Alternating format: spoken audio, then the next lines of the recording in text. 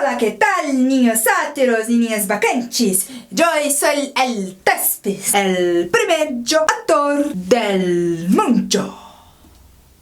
E será que nesse vídeo eu vou te contar como o teatro se desenvolveu na Espanha durante a Idade Moderna? Não, na Inglaterra mesmo! Por isso, no vídeo de hoje eu vou interpretar a Rainha Elizabeth I e William Shakespeare.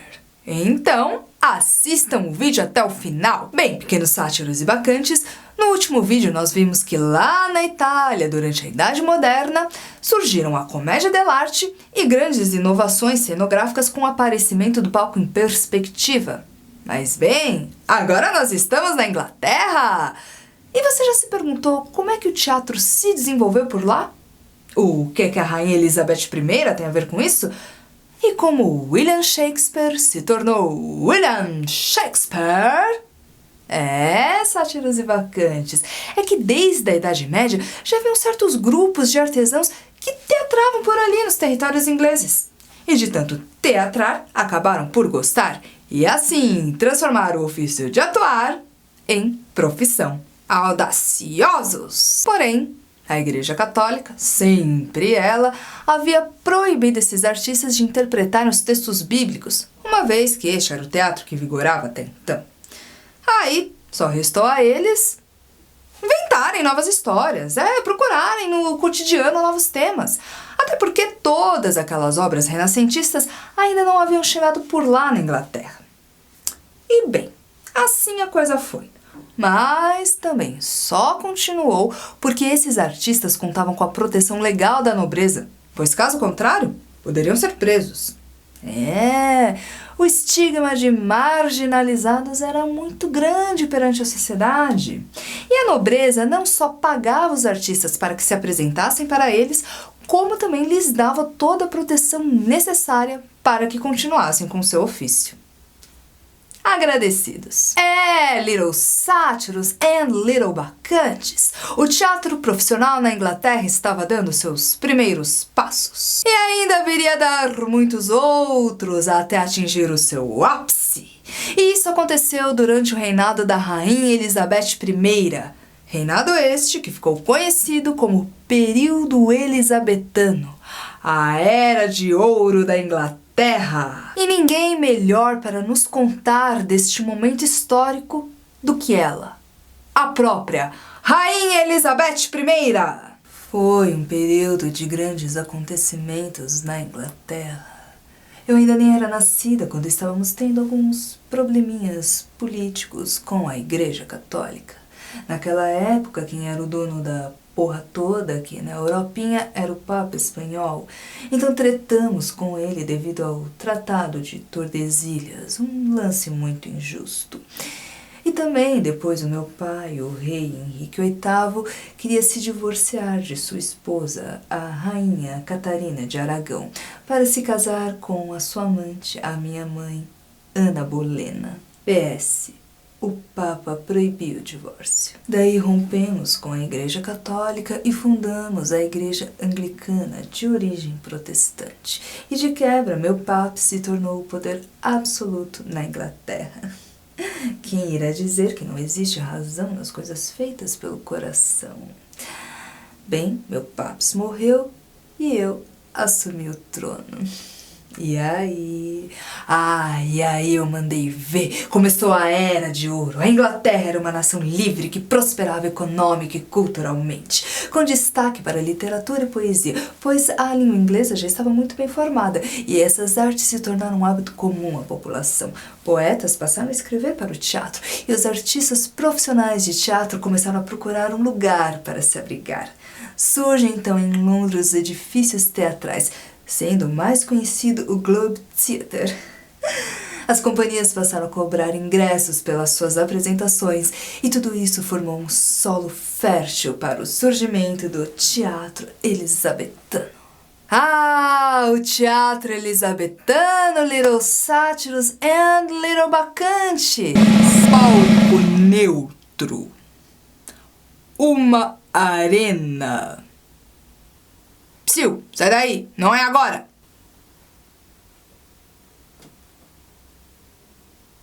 uma arena. Agora sim, vai!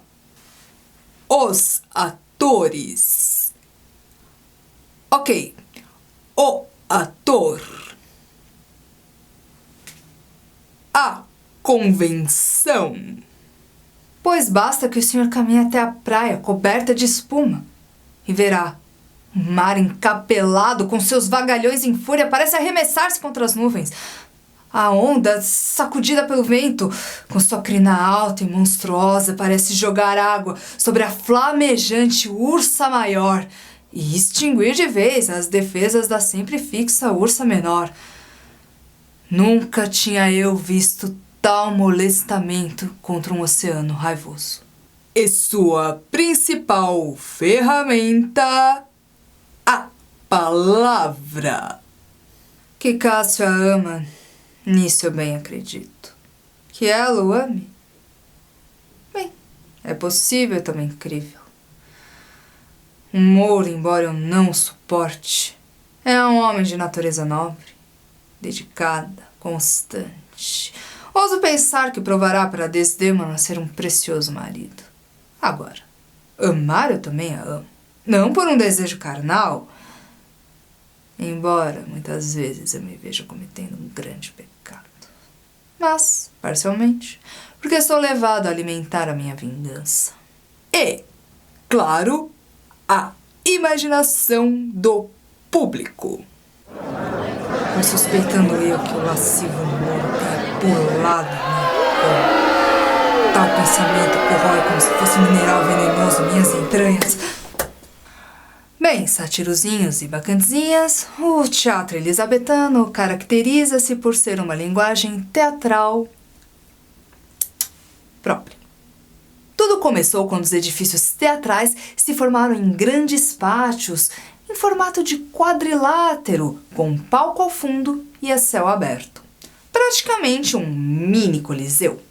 O palco tinha suas divisões, palco inferior e palco superior, que determinavam os diferentes ambientes de acordo com a história. Por exemplo, quando a Julieta aparecia na sacada, era no palco superior. A plateia também tinha suas divisões, até porque diversas classes sociais frequentavam o recinto teatral, mesmo com estigma marginalizado e mesmo se localizando fisicamente na periferia.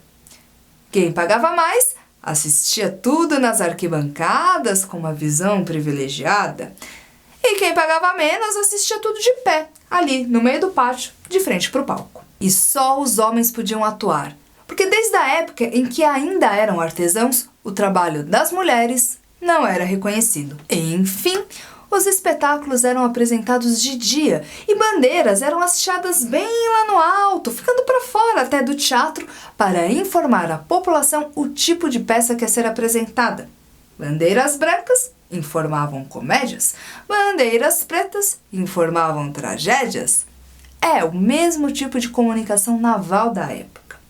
E também trombetas soavam quando o espetáculo ia começar para avisar o público. E como vocês puderam ver, na minha encenação agora há pouco... Epa! Vai começar o grande monólogo do bardo inglês. Ele que vai nos contar sobre o teatro elisabetano e sobre as suas obras. Um homem de teatro muito popular, conhecido até hoje no mundo todo. Um dos dramaturgos mais influentes de todos os tempos. Ele mesmo, que no cinema se apaixonou pela Gwyneth Paltrow. Eu estou falando de William Shakespeare. Dize, por favor, aquela tirada tal qual como a declamei, com desembaraço e naturalidade. Mas se gritares, como é de hábito em muitos de teus atores, melhor seria que eu desse o meu texto para que o pregoeiro público o apregoasse. Nem cerres muito ar com a mão desse jeito. Sem todo moderado, pois até no próprio meio da caudal tempestade, ou poderia dizer no torvelínio de tua paixão, deves manter e mostrar aquela temperança que torna suave e elegante a expressão. Fere minha alma ter de ouvir um robusto camarada com uma enorme peruca despedaçando uma paixão em frangalhos, em farrapos, fendendo os ouvidos do baixo povo, que em sua maior parte só se deixa comover habitualmente por incompreensíveis pantomimas e barulhadas. Nem tampouco sejas tímido demais. Porém, deixa que o teu bom senso seja teu guia. que a ação responda à palavra e a palavra à ação, pondo especial cuidado em não ultrapassar os limites da simplicidade da natureza, pois tudo que a ela se opõe afasta-se igualmente dos princípios da arte dramática, cujo objetivo, desde sua origem até os tempos que ocorrem, foi e é apresentar, por assim dizer, um espelho à vida, mostrar às virtudes as suas feições e ao vício a sua verdadeira imagem, e a cada idade e geração a sua fisionomia e características. Trecho de Hamlet, desse que vos fala. Pois é, Thespis, como você explicitou muito bem agora há pouco na sua encenação, o teatro elisabetano é o teatro da palavra. Pois no palco neutro, o jogo cênico, as convenções e as imagens poéticas que instigarão a participação do público com a sua própria imaginação estão na palavra. Por isso, nas peças, os muitos solilóquios e apartes, falando diretamente para a plateia o que está se passando nas ações. E fora que o teatro elisabetano produziu verdadeiras obras originais, porque a dramaturgia formou-se a partir de referências de textos medievais e renascentistas. Então, numa mesma trama é possível encontrar tanto tragicidade como comicidade. E também as histórias eram mais longas, mais complexas, com personagens melhor caracterizados e que também possuem uma ampla gama de emoções.